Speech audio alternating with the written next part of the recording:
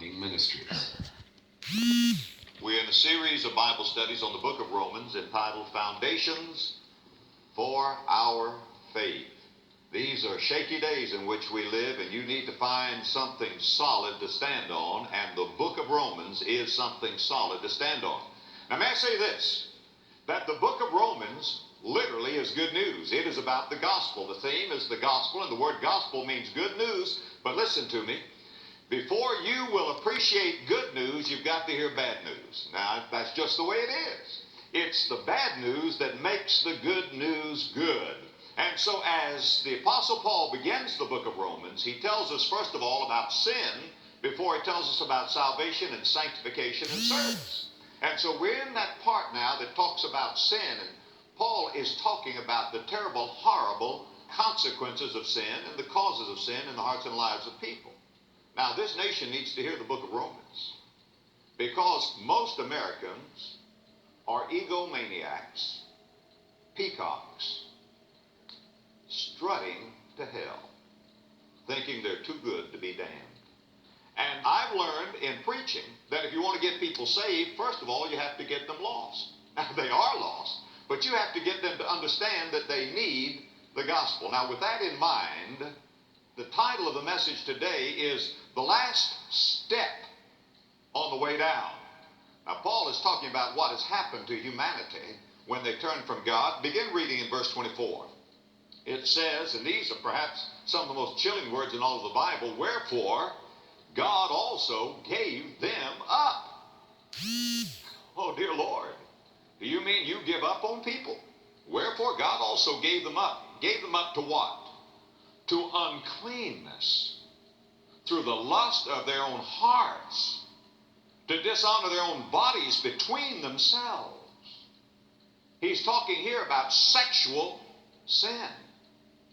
And then look in verse 26. For this cause God gave them up unto vile affections.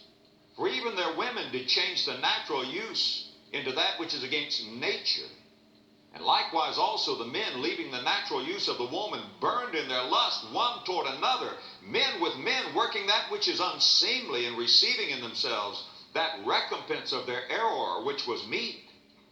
And now notice verse 28. And even as they did not like to retain God in their knowledge, God gave them over to a reprobate mind to do those things which are not convenient, not fitting. Now watch this, being filled with all unrighteousness, fornication. First thing on the list. In each of these instances where it says that God gave them up, God gave them up, and God gave them over, the context is sexual sin. Sexual immorality. Are you listening? Sexual immorality is the last step on the way down. When a nation loses its ability to discern from basic sexual morality, God says, that's the last step. I give up. You have got it. Now, America's in a crisis. America's in a crisis. And unless we have a moral rebirth, we will join the graveyard of the nations.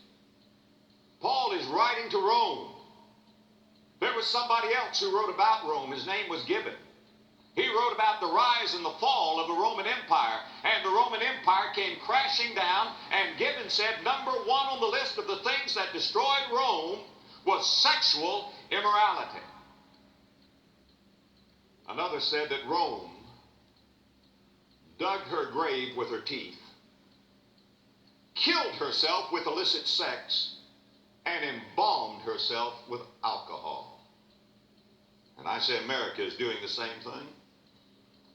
And someday, some historian may write the rise and fall of the American empire. Do you know what bothers me?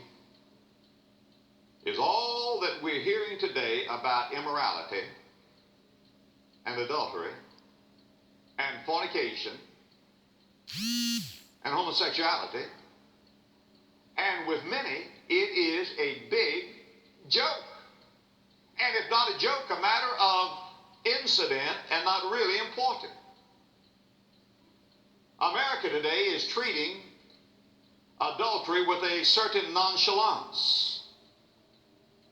Jonathan Rauch said in the New Republic this, and I quote, "If the adulterer takes all reasonable steps to be discreet, if he performs all other duties as parent and spouse and citizen, and his mate chooses to hang on, then nothing happened. This is not covering up so much as it is being grown up." Our own Commercial Appeal said in an editorial, "If an adulterous affair doesn't interfere with morale, efficiency, or combat readiness, why should the armed services be concerned about it?" And that eminent theologian, Ann Landers,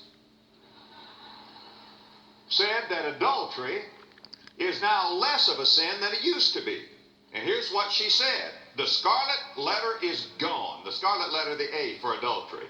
"I don't think that it should be branded on your forehead or that you should suffer all your life with that kind of stigma." And Tom Gitlin, New York University professor, said, quote, "Americans have gone nutty with a kind of puritanical rectitude notion that private conduct is automatically the same as public conduct. I think that somebody can be," and he uses a word here that I'm not going to repeat, "I think that somebody can be a blank in private life and be a good public servant. I am against these ritual purgations of people who think that we don't meet our exalted standard of honor." May I tell you what the new virtue in America is? It is not moral purity. It is not fidelity. It is not chastity. It is not faithfulness. The new virtue in America is tolerance. Tolerance. Do you know the new sin in America? The new sin is to call sin, sin. And I'm well aware that there will be those who will be hostile with me for what I have to say today.